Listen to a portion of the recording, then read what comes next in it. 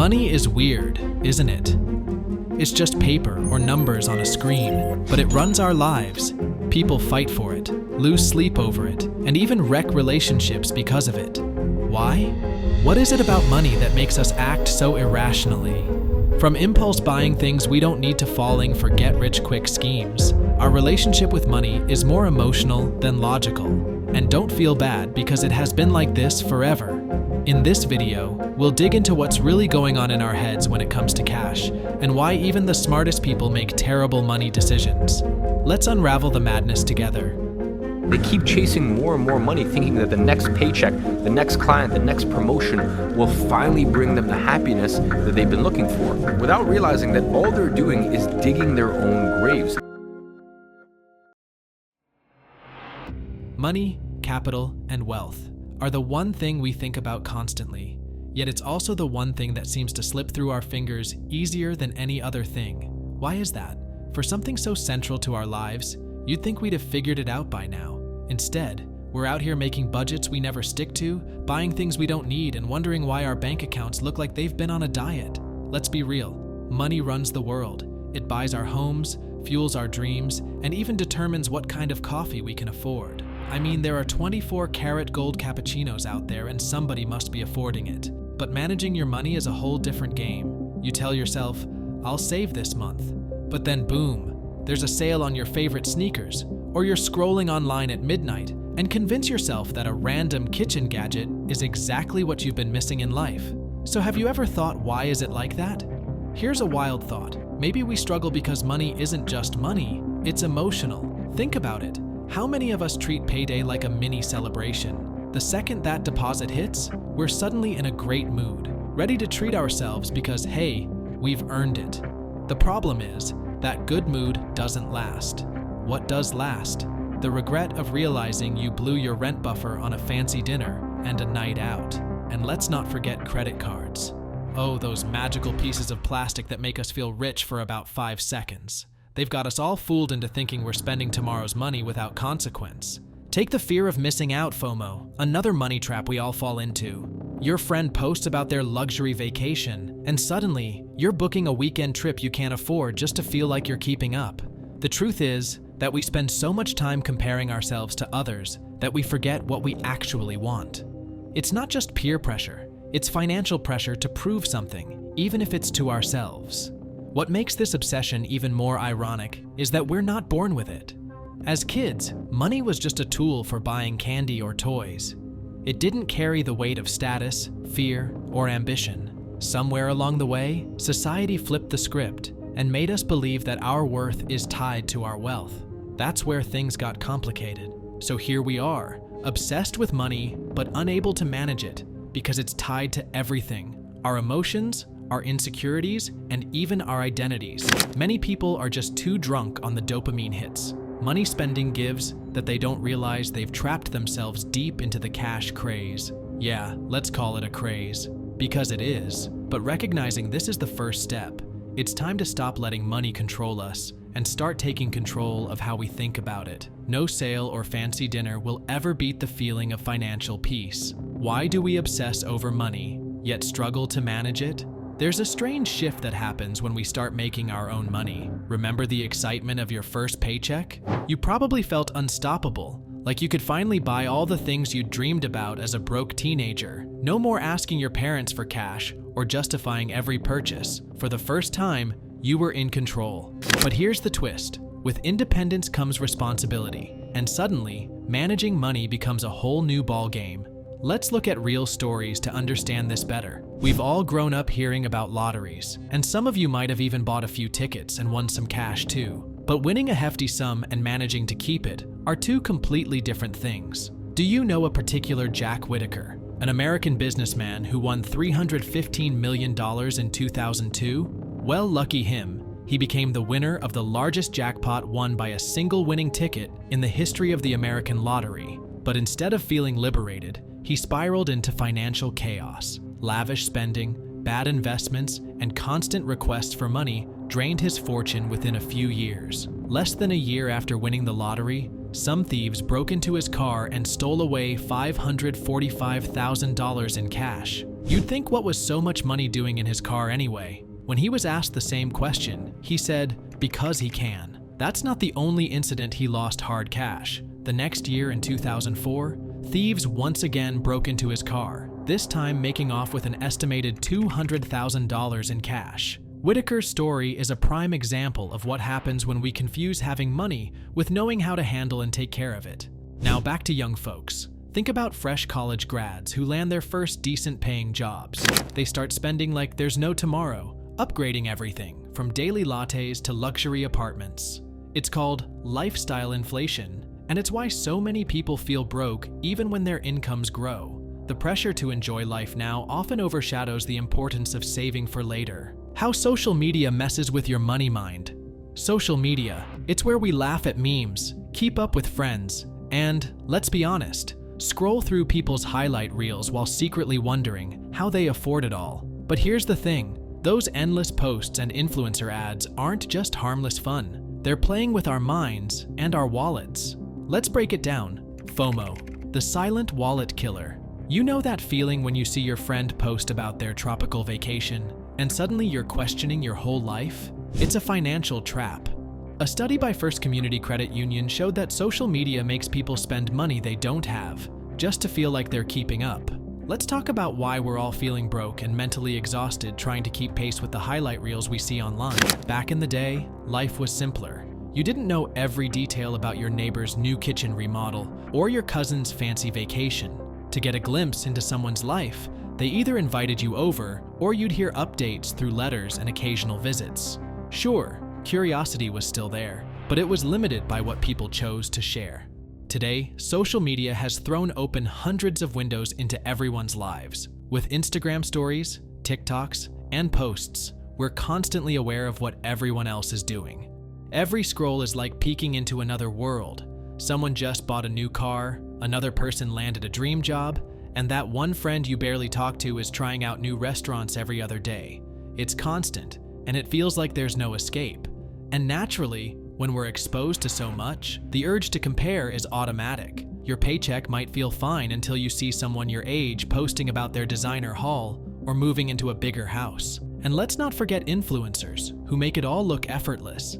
As if luxury is a birthright, social media has turned life into one big competition, and it's exhausting. Lifestyle inflation on steroids. The more you see, the more you want. You might have been happy with your modest car and cozy apartment, but after scrolling through people showing off their upgrades, you start feeling left out or unaccomplished. But people never choose to show their struggles and failures, and that's why it's never the full picture. Most people don't post about their credit card debt or financial struggles. They just show the shiny filtered parts of their lives. It's wild how social media has turned our lives into a constant game of comparison, making us spend money we don't have just to keep up. But here's the thing, this isn't just about social media. The way we handle money, the choices we make, and even the mistakes we repeat are deeply rooted in something bigger, our psychology. Concepts of behavioral economics. You might think money decisions are all about numbers and logic, but nope, our brains often work against us. From chasing losses to falling for instant gratification, we're wired to make irrational choices, even when we know better. So, why do we keep making the same financial mistakes? And how can we outsmart these tendencies? Loss aversion. Loss aversion is this quirky thing our brains do where losing something hurts a lot more than gaining something of the same value feels good. Imagine you find $50 on the street. Sweet, right? Now think about losing $50 from your wallet. That sting? It's way more intense than the happiness of finding the money. This isn't just a random feeling, it's a well-documented bias in behavioral economics. Back in the caveman days, focusing on avoiding losses like not getting eaten by a lion was crucial for survival. Fast forward to now, and while we're not dodging predators, our brains still prioritize avoiding losses over acquiring gains. It's like having outdated software running on modern hardware. This bias is something we encounter every day, especially when it comes to our finances. For instance, when we're investing, it's not uncommon to hold on to a losing stock, hoping it will recover, just because selling it feels like we're admitting we made a mistake. That's loss aversion playing out. We'd rather hang on to that loss than face the emotional pain of accepting it. This can also explain why people get stuck in unprofitable situations. Think about gambling, for example. How many times have you heard someone say they're going to bet more to win back what they've already lost? In fact, the gambling market size has grown strongly in recent years. It will grow from $572.55 billion in 2024 to $618.69 billion in 2025 at a compound annual growth rate of 8.1%. Boy, do people want to risk their money? Loss aversion makes them double down, thinking that winning back the lost money will erase the sting of the previous loss. And that's how the gambling industry thrives. Loss aversion also shows up in the world of marketing and sales. You've probably noticed phrases like limited time only or only 2 left in stock when you're shopping online. These tactics are designed to play into your fear of missing out on a good deal. The fear of losing that opportunity nudges you to buy, even if you weren't planning on it. Companies know that people are more motivated by the idea of losing out than by the potential of a great deal.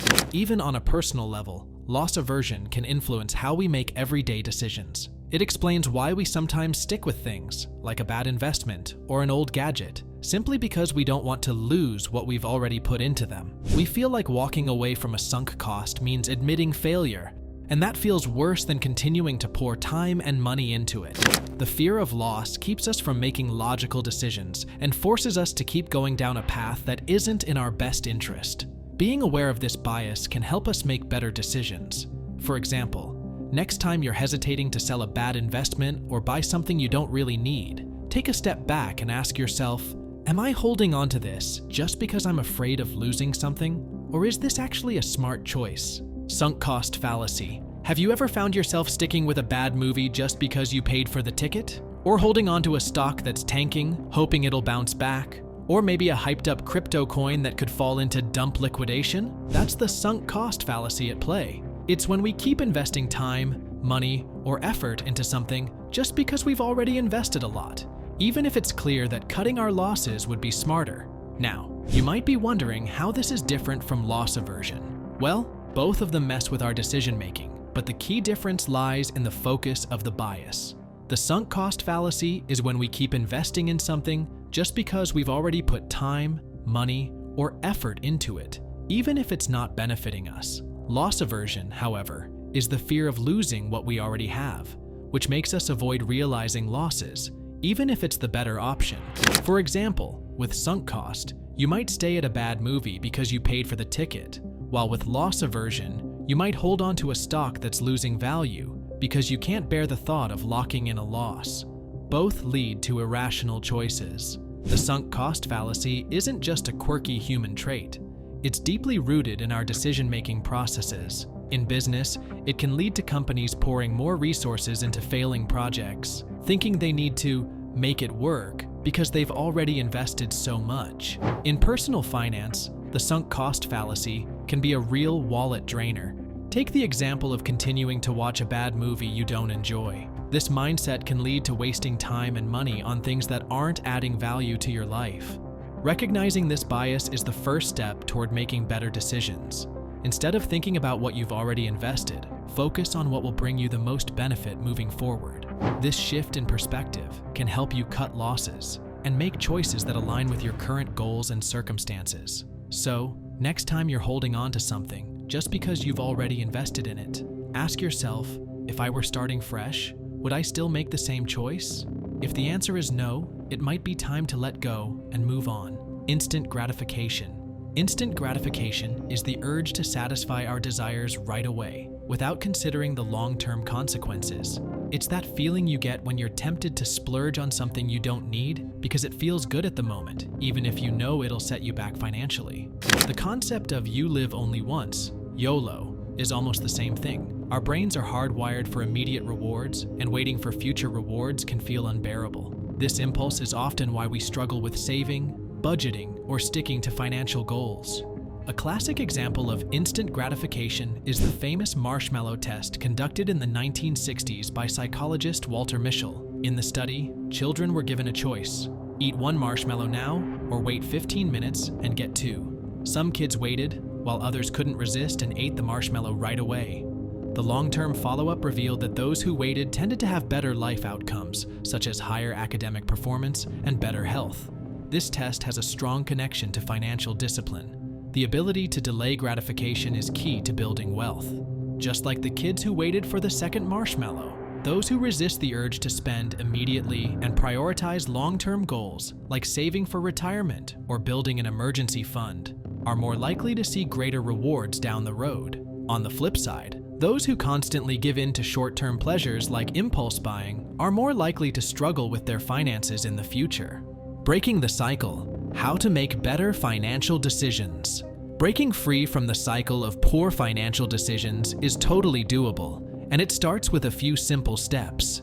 First off, get real about your current financial situation. Take a good look at your income, expenses, debts, and savings. Write it down somewhere, or prepare an Excel sheet. This honest assessment is the foundation for making smarter choices.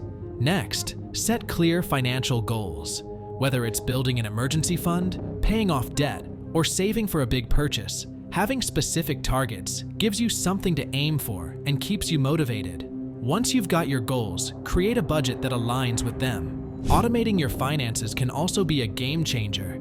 Set up automatic transfers to your savings and automatic bill payments to avoid late fees. This way, you're consistently working toward your goals without having to think about it.